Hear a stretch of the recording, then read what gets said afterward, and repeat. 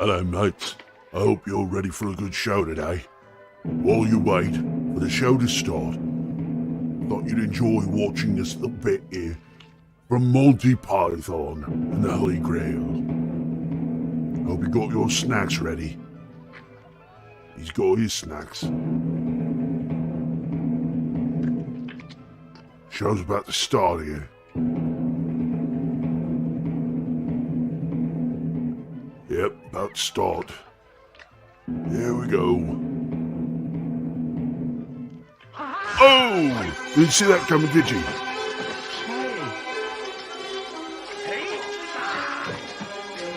Murderous Sir Lancelot. A true hero.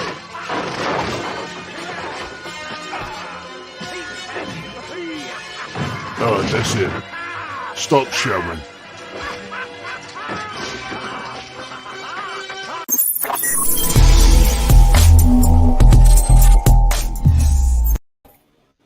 Hey, morning, guys. It's Saturday morning, and we got some huge news from Mikey Sutton, which we're going to share with you now, and we'll be talking about it more on our show, the regular show, Saturday Morning Fun Time, which will air in approximately 2 hours. But this is huge news, and Keith wanted to go live with it, so I'm going to make him large. Look at that. I'm so tiny little guy. So let's see who's in the chat right now. We've got a handful, a few people here. Let's see. We've got Gap Stargate, and that's fucking it. Oh, Zachary is here. Okay. Hello, Zachary. Zachary says, please, God, I hope Leto isn't coming back as Joker. Look, man, if you got Zack Snyder, you take what comes with Zack Snyder, which includes what David Ayer created. So be careful what you wish for, because you're setting yourself up. After these messages, Keith will be right back. Salty Texas is here. Give me the news. All right. Once again, this is some huge Geekosity news by Mikey Sutton. It's big. And all right, guys, I hope you're ready, because here it comes. Warner Brothers Discovery wants Zack Snyder for R-rated DC Black Label films. This is a huge. So there you go. Right in the photos, fucking Jared Leto, man. Yeah. So in this situation, I would say wish in one hand and shit in the other, and see which one gets filled up first. So Keith, the article goes on to explain that Mikey Sutton had discussed this June 16th of this year, that Zaslav had discussions to restore the Snyderverse. And while they weren't with Snyder himself, he did go to other people. And basically what it comes out to is that a lot of the major people around town agree that that Zaslav should go ahead and continue working with Zack Snyder. And it is just become apparent that the three biggest obstacles, two of those obstacles are now gone. Chairman Toby Emmerich and CEO Ann Cernoff are out the door. And it's looking like Walter Hamada's time with Warner Brothers is pretty much temporary. So we're definitely going to be looking at a whole new group backing this up. And the Black Label idea is a fantastic idea.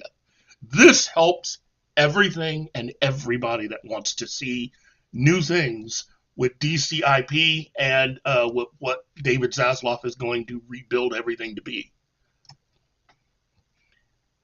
Now, Zaslav, according to the article, hired someone who was a big fan of Zack Snyder, which was Michael DeLuca and Pamela Abdi.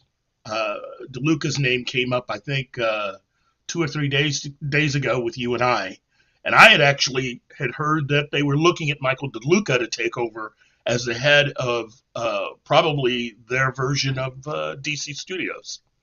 But it's looking like DeLuca and Abdi have been hired to co-run and take over for Emmerich, who was the chairman.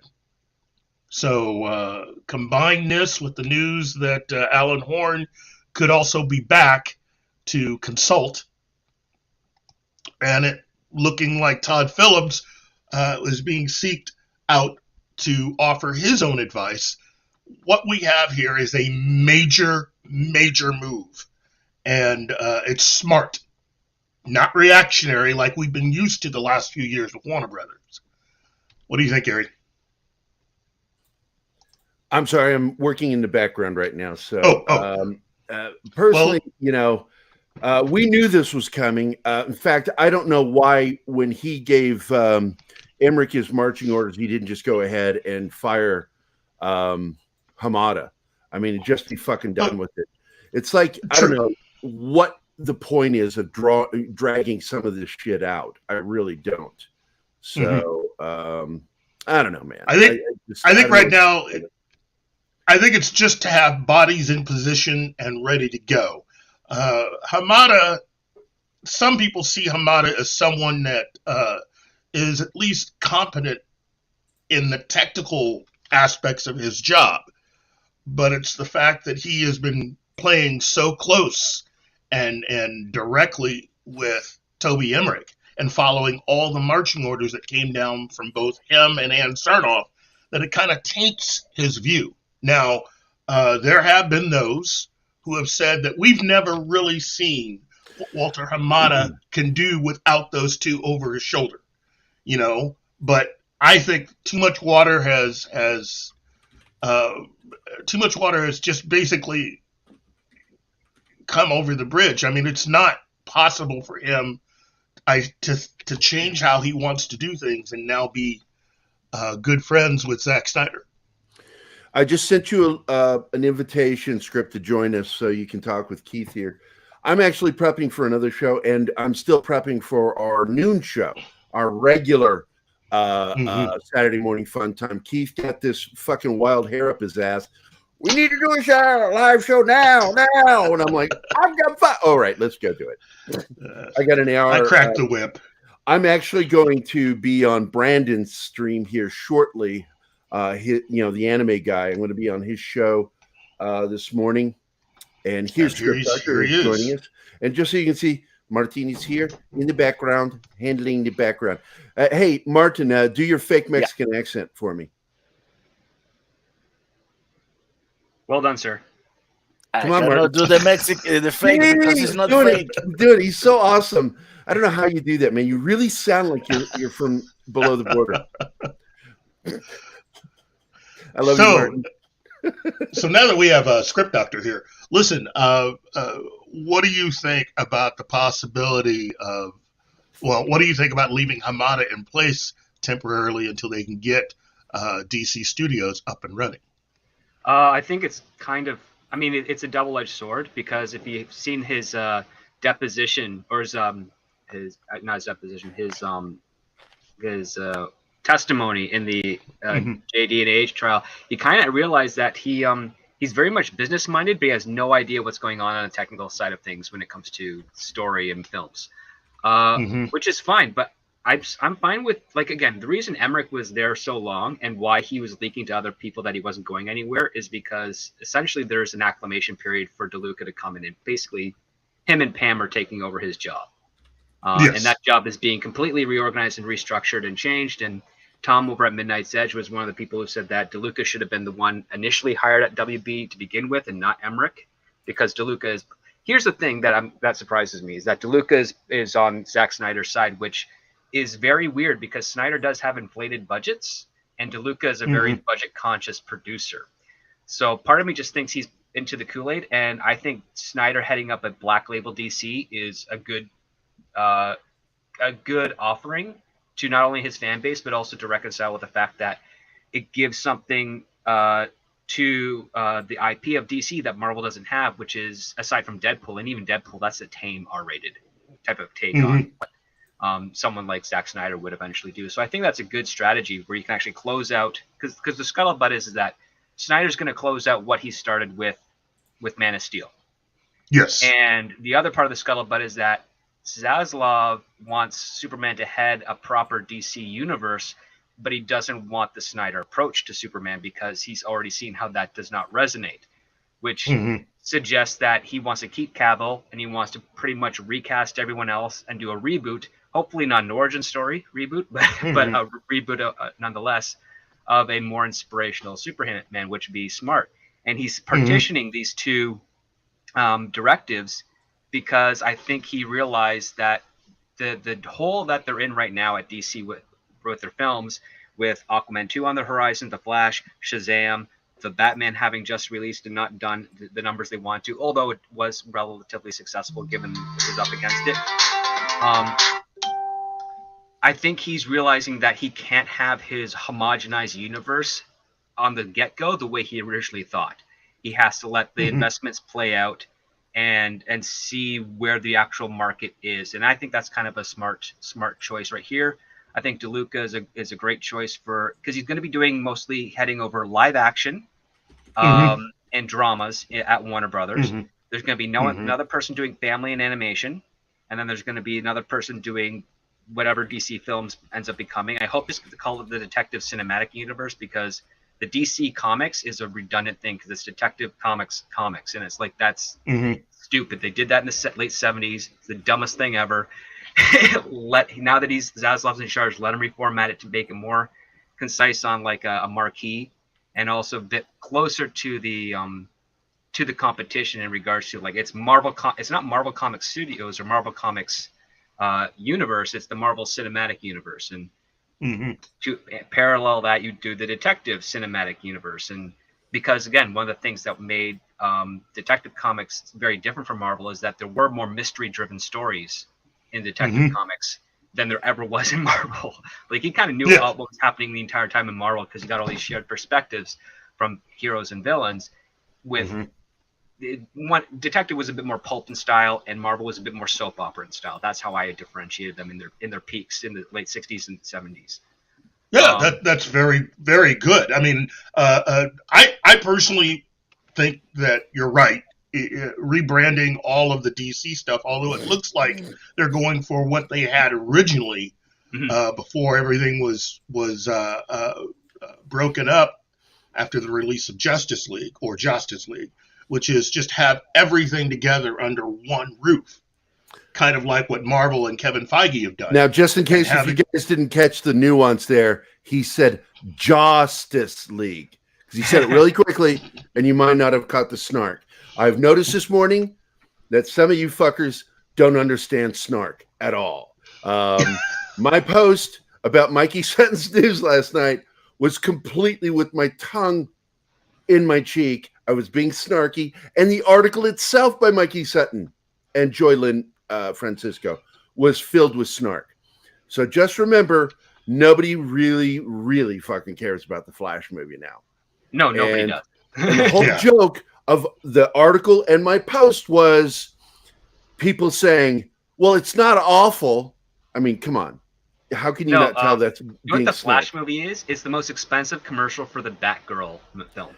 Oh. At this point, that's what it is. It's the most expensive commercial for the Batgirl. And there's just a normie, the guy who didn't understand my sarcasm, you fucker. But no, I think, go ahead, Keith. I will say on a personal level, if this is really the direction they are going to go down and they really just want to separate Cavill and start again, my advice is if you're going to do that, then you got to get rid of everything, including Batgirl. You got to recast. If you're going to do Batman, do something different than every version of Batman up to this point, which is adapt what the comics actually do. Adapt that entire world. You could even separate Batman from the rest of the DC universe that you have. And if you go ahead and actually adapt all of the characters that come with that, you'll pretty much have a separate universe, much in the way that Spider-Man is pretty much its own separate universe within Marvel. So now I got big because I need to do something, buddy. I'm sorry. I got to interrupt the fun because we do have a live chat. I want to say hello to everybody. Man, a lot of friends are here right now. Holy shit. We've got, of course, Zachary here in Gap Stargate. Salty Texas is here to listen to this drop. Script Doctor's in the chat. What happened? You're on the show and in the chat? How is that humanly possible? Canadians are special like magical. Canadians are magical. I'm telling you. Yeah, we can be in two places at once to a certain You're like degree. leprechauns and Jesus. Seftis Wolf is in the chat, Pacific 414. Of course, our man in charge of the chat, Martin Acosta Santana. Lord Thoth is here. What are you doing, buddy? Floral under a rock is here. How you doing, my brother? Justin Normie, who I've been poking fun at a little bit because he's a good guy. I like him a lot. In fact, just Normie says, yeah, he didn't like my poking fun at him. Whatever. Where'd he go? No one cares about the flesh. We know that, but here it is. Whatever. Floral says Snyder cut was utter garbage. Justice cut was better, but still trash. And you say things like that, Floral, and you know what? I still love you, man. I still love you.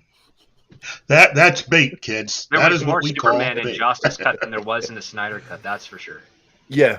Canadians are magical according to Lord Thoth. So I was right. They're like leprechauns. They're always after me, Lucky Charms. Well, we're actually after the beer and donuts. We have beaver tails, and if you piss us off, we will beat the crap out of you like in a hockey fight. Just Normie. Actually, Normie, I would like you on a stream, but not in a group stream because it's hard to get used to. I love you, man. No, I really do love you. Let's see. What's this? He says, I love the Snyder cut. Look, man, I get Floral doesn't like. Some people just they preferred that cut, and I'm like, hey, man, you're allowed to love it. But there are really fundamentally some major reasons why the Snyder cut was superior. And this is not the show to get into it because we're not going to be here this long. We're just going into this news. And I'm going to drop back down and make Keith large because, black guys have big egos. And, what'd you think I was going to say? You never know what I'm going to say, do you, Keith? You never know. No, that's what makes our friendship so special. I'm predictably unpredictable, but I'm going to get you guys back to normal size here. Now you're no longer engorged on the show. We can't have black men engorged on this show. I'm telling you. Mistaking us for some what do they call that? BBC, yeah, BBC action. Yeah, I am here to dirty things up. Fuck you guys. Lord Thoth says the Snyder cut and original were fine for what they were.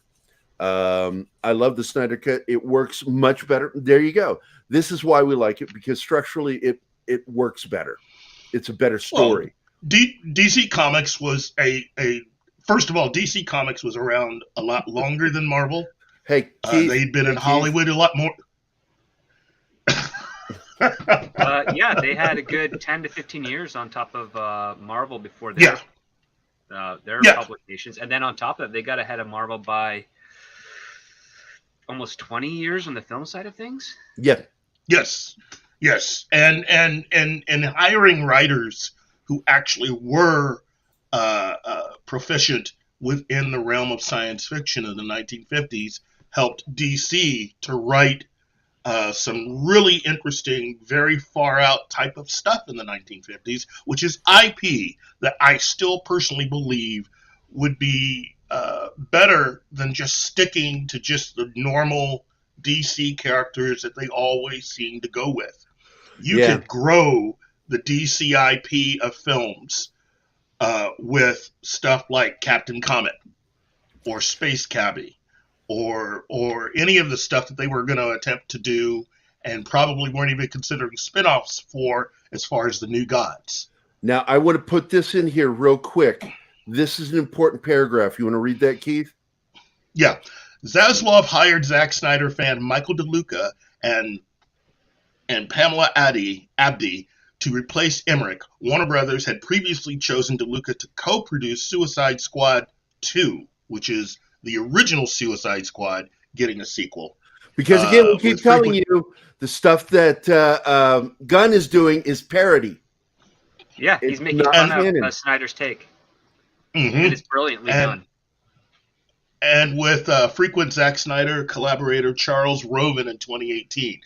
I would hope Roven comes back to help out with some of this, because I found him to be very effective, at least in so much as that he can work really well with anyone that either with Zack Snyder or anyone Zack Snyder related. Well, exactly. Well, Now the Chris Terrio question. is not a good person to work with because he's a hack. Like No, the guy I agree who with Rise you. of Skywalker and a whole bunch of other things. Yes, I agree with you. Let's go back he's to in that, his Martin. pocket with Snyder, Go yeah. back up. I want to read this. The question says, Henry said he loved the Snyder Cut because it started to show the real tender side of Superman. Because once again, and I'm happy about this, Cavill is finally getting some star power. And with The Rock behind him, we're going to start seeing a better representation of Superman in the films coming up. And he is back. David Zaslav is a huge Cavill fan. And I'm telling you right now, we're seeing at least one studio riding the ship right now. So go ahead, Well, guys. it looks like Zaslav's influence with what he's doing right now could be something that could guide other studios. Now, as far as what he's done being an actual roadmap, it actually depends on the studio. Not everything that I think Zaslav has done is something that would be perfect for Disney. Probably not even really doable right now with Paramount. But it has been very effective. And now all we have to do is just actually see the actual films that come out of this. And it's going to be a while before we see anything like that. Because a lot of the films that we have in standby, as you'll probably agree, Script, these were films and projects that were done under the previous administration, many of whom are now no longer employed by Warner Brothers. It's technically under Hamada's stuff because, again, Hamada succeeded Jeff Johns after the Justice League fiasco. He had nothing to do with Justice League. The other part, too, and people really don't want to admit this, and I don't understand why, is that so while Emmerich and Sarnoff were publicly fighting for Hurd and Ezra to remain in there, they were doing that because Zack Snyder asked them to. Because, again, he was a lot of the times they wanted to recast, Zack Snyder's like, I can't afford to reshoot the Amber stuff in my Justice League cut, so please just keep her on. Same thing with The Flash. This is the guy, like, well, granted, you're going to have to throw Emmerich and Sarnoff under the bus for a whole lot of other things that they did themselves stupidly. But they are not the sole ones saying we want to keep her. It's like they're keeping her because they want to keep this guy, who they don't even really like that much, happy because they're looking at the bottom line of reshoots.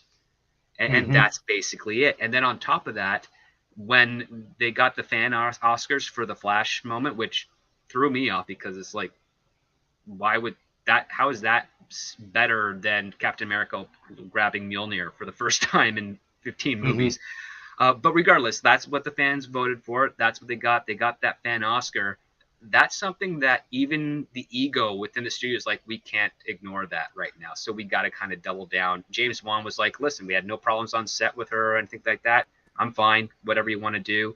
They had no problem. They technically didn't have any real problems with Ezra. They loved his performances on The Flash with multiple characters he's playing. So they're like, let's just do that. But now that those two are out and they're going into Zack Snyder, I'm happy with him doing the DC Black Label. I think that's his niche, and I think that's going to be great. However, you have to give Zack Snyder a casting director because he's been a casting director on all of his DC films since the start. And one of the big issues that's collapsing in on itself with regards to DC are those two actors that now have this big controversy for him. Well, don't you think, though, that if Alan Horn had still been there, he would have been able to help guide some of this? I mean, that's the great thing about having Alan Horn come back. Well, Alan Horn can only be a consultant because he is... Yes. On top of that, Alan Horn would never have allowed Zack Snyder to get the DC property.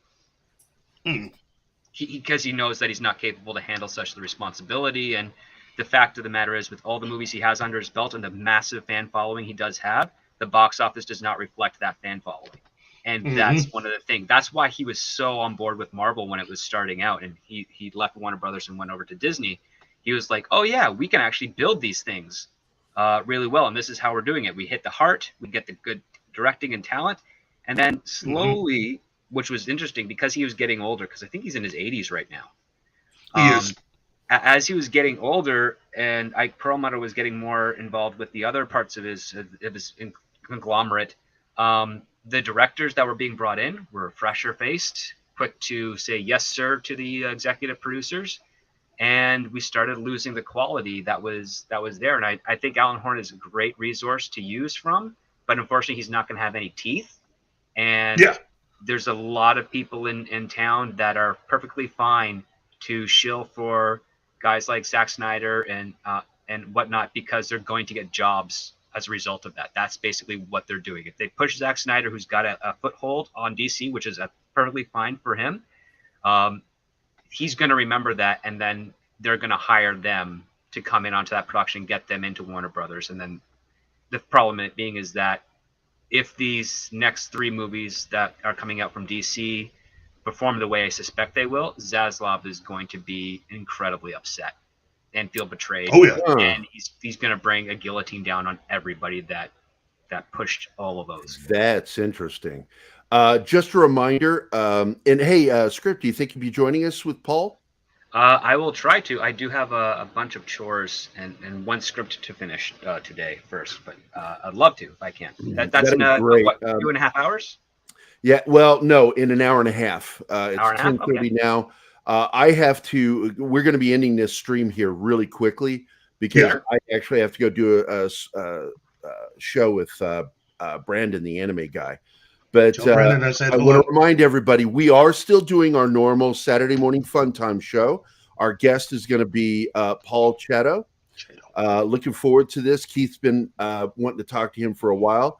I would really love it if you could make it, Script, but I understand. I know. I've talked to him plenty of times. You guys talk with him more. But I really want to pick his brain about the future and hope of what's coming to film and television. But just so you know, I'm going to move it this way here because this is fucking annoying me that it's just cutting us off. Like, who's talking? A disembodied head of, whatever. But anyway, I wanted to say hi to everybody in the chat. A Brit abroad in the Philippines. Good to see you. War Monkey, one of my 2 favorite monkeys that watches our shows is War Monkey and of course Monkey Jeebus. It's almost like they're a package deal with me. Pacific 414, and let's see who else joined. Brandon is here. Brandon's like, hey man, we're getting ready to do a show. What the fuck are you doing? I know, Brandon. I know. I hear you complaining. Hey, Brendan. The Question joined us. Wolverine 626 is here. I don't want to miss anybody. And I said Pacific 414, so I think we're caught up here. Let me look. Nope, there's my other favorite monkey, Monkey Jeebus, right there at the bottom. And of course, our good friend Lord Thoth is here. So, again, in 1 hour and a half, we are still doing the regular show up above here. It will be at 12 noon Central Standard Time. We call it the morning show because it's still morning Mountain Time and Pacific, and we can get away with it. That's why. I didn't want to go any earlier because our friends Brandon and Deleted Scenes have shows in the morning too, and I wanted us to be one after the other. So there we go. Have fun. Watch Brandon, the anime guy. And that will be coming up here in 30 minutes with Brandon. Yep. Yeah. So that'll be fun. But anyway, let's get back to you two talking. Well, you know what? Having the Question come into this, that character is one of the properties that I think could be done really, really well. Yeah. Who was especially it under Black Label? Who was it you said that should be the question the other day? I was thinking that. Now that name has slipped right out of my head. It was a young actor that I thought would make a really good Question. I named him and Gerard Butler. Yeah, I know. Gerard Butler, I think, would make a good Etrigan, the demon. Yep. Oh, yeah. I agree with that. He would be fantastic. And the Question, I don't know if I do him as a movie. I do him as a really cool television series. Or would you just do him? Well, the Question facilitates the conspiracy subgenre, so that there's a lot that you can do there. Basically, it just reminds me of the Mel Gibson film Conspiracies. Like Mel Gibson was kind of playing type of the question on the more eccentric side in his latter years of DC's publishing in the 80s, I think. You could also use the question as kind of DC's own version of Nick Fury, in so much as that he is tied into every major group within DC, at least by way of the comics, and using his proclivity to basically just sort of follow conspiracies, be they true or not or whatever, no matter how weird, would allow him to cross over into so many other things. I would definitely use him in some of the movies and still have a television series with him on a weekly basis. Oh, yeah. Well, to go back a little bit to what you were saying with regards to creating a separate Batman universe, that is what Warner Brothers wanted when they had Tim Burton on board. Mm-hmm. And they did that. And it worked for essentially 3 films. They did try to bridge in Superman and Batman Forever with the mention of Metropolis. With the line about Metropolis. That's right.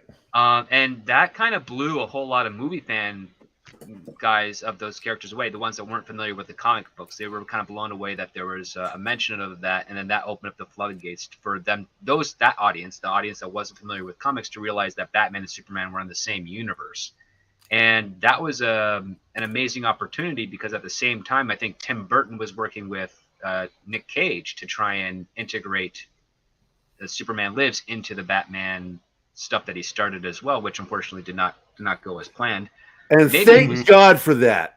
Maybe or not. I've seen some of the test footage, which looked okay, better than the stills that were released of Nicolas Cage looking like he's out of his mind. I gotta tell you, that looked way too insane for me. And what's his name with his fucking spider fetish? Peter James. Peter Goober. Hey, I got it before you guys. Fuck you. It's like, which old guy will remember a name first? I win. John Peters, yeah. John Peters. Yeah, John Peters, the hairdresser. I'm sorry. Yeah. I got the wrong one. Oh, I got the name wrong. John Peters. Fuck, I screwed it up. Look at me spiking the ball at the 1 yard line. But, yeah, unfortunately, again, Warner Brothers has been dropping the ball since the mid-'90s. It's just unfortunate that it's been there.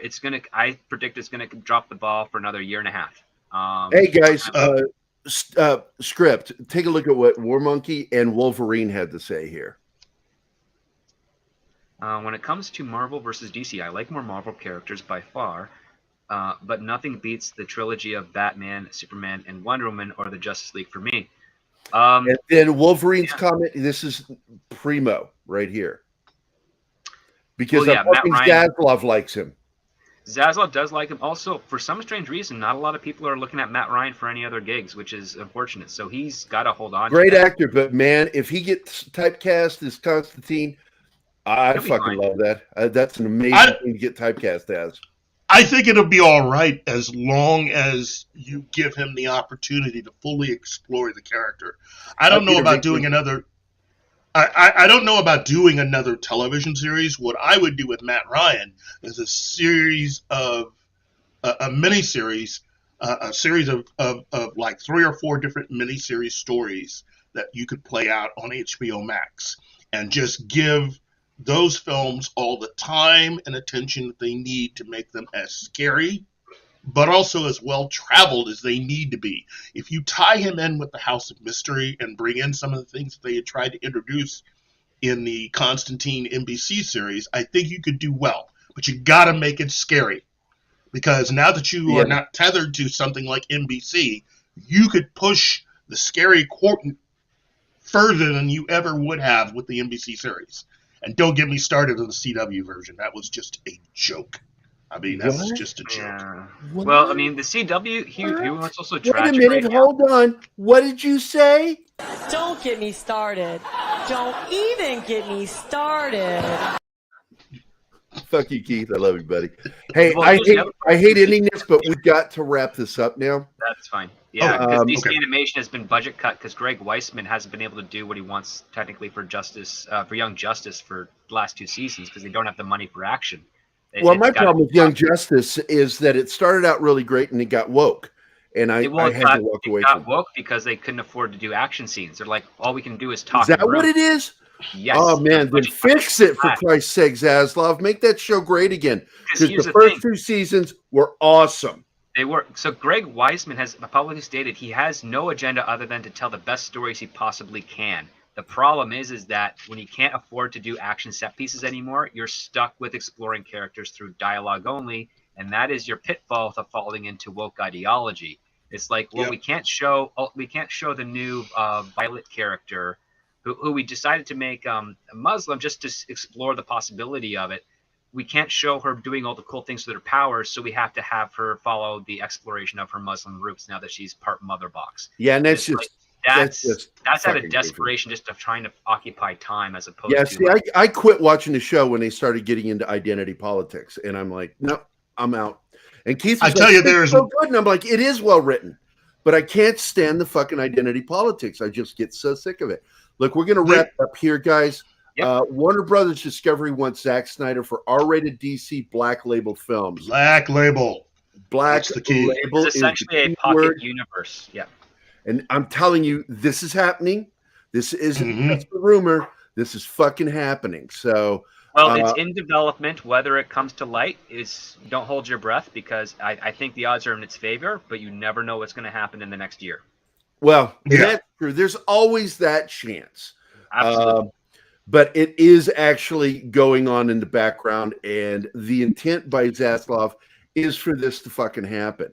He's hiring specific people for very specific jobs that he knows he can trust to get it done. But there's one person he has to circumvent, and that's J.J. Abrams, who does have a strong foothold, not just on DC, but also the DC Dark stuff, which would be part of the DC Black Label. So, he has to exercise both. I think Zaslav is willing to pay a fucking. I'm hoping that he's smarter than Sherry Redstone and just goes ahead and pays the large sum to get rid of somebody. I don't think. I don't know if I would get rid of him though. I would. Synergies he has to make up. I do think that he's good for original content, but look, we're going down another fucking rabbit hole. I got to wrap this up because I got to get going. But Script, thanks for dropping in, man. It really means a lot. Thank you, Script, on the show, dude. Thanks so much for inviting me. I'm usually up this early, so that's good.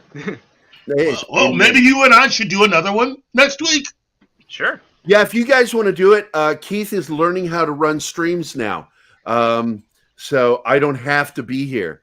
But you do need to have Martin in the running the chat. So just remember, give him an invite to run the chat. But Keith's been fucked with my shit, man. I'll go to turn my camera off, and suddenly there's a black guy there, and I'm like, motherfucker, making me do digital blackface, you son of a bitch. But again, this is huge news. Mikey made sure to get a hold of Midnight's Edge and us this morning to let us know. And of course, I bet you, and I guarantee you there will be a great Midnight's Edge episode today, written by Andre. He will be doing a breakdown of this shit. So keep watching Midnight's Edge. Always watch this guy right here, Script Doctor. Oh yeah, he's the man. Close friend. He's fucking on his game when it comes to talking about this shit. And I hate cutting you guys off, but I got to get going. Go check out Brendan the Anime Guy's channel and Gary's appearance. Yeah, I'm going to be in there today because Pat couldn't make it, and he asked me to jump in with Brandon. I'm like, I guess I'll do it. I love Brandon. I love Brandon, so I was like excited to be able to jump on his show, and then we'll be immediately after his show doing our show, which will be at noon Central Standard Time, our regular Saturday morning fun time. I will see all you guys this afternoon. Thanks for everybody dropping in, man. It's amazing. I appreciate it. This is so impromptu. We still had at one point over 20 people. So yay us, yay. And they're all here to see Gary. No, they're not. They don't give two shits about me. They fucking hate me, man. But as the famous gentleman says, and with that, that was the wrong outro. I fucking hate having to do everything. Nope, that's not it either. Fuck you. There it is. Hey guys, thanks for watching Pop Culture Mudfilled. If you've enjoyed the show, We need a please make team. sure to like. We need a real subscribe, team. And don't forget to click the bell icon for updates. on Stop our relying shows on me. I'm and an idiot. channel. Also, please leave a comment. And we'd Seriously, like to know Keith, what you blow your thought of nose. the You sound like you're episode, as cold well as here. letting us know if there's something you'd like us to cover Okay. in a future episode. Don't forget that you can become a member of Pop Culture Minefield now. Make sure to visit our membership page and merch store at popcultureminefield.com. There you go, Lord Thoth. You can always find Pop Culture Minefield on Twitter, Facebook, Instagram, YouTube, And with that, Twitch. guys, see you in an hour and a half.